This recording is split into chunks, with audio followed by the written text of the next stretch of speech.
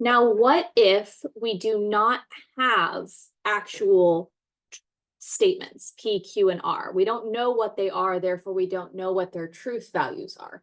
What if we want to make a generic piece for any possible outcomes?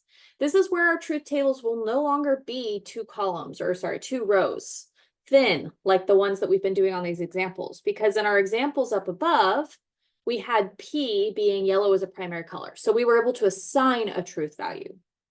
If we don't know what the statements are, let's just talk about the one statement P here.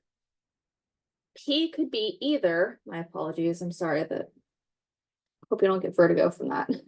P could be either true or false. There's only two possibilities. So if we're only dealing with one singular statement like P, well, then this is all possible outcomes. We could have P. If we were looking for not P, it would either be false or true. So we're essentially listing out in the first column all possible combinations. And then we go across the rows to fill out the other pieces. So not P would be false if P was true. Not P would be true if P was false. You see how the chart is kind of working. So let's look at the next page too in this same video.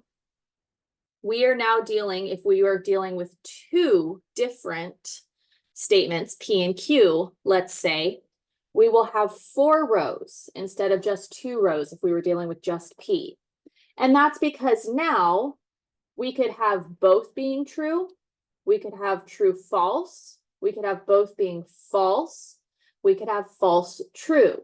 You'll start to really get comfortable and familiar with this combination. If we're dealing with 2 variables, we're going to have 4 rows. If we're dealing with 3 variables, we're going to have 8 rows. It's actually going to be, if you were curious, the number of rows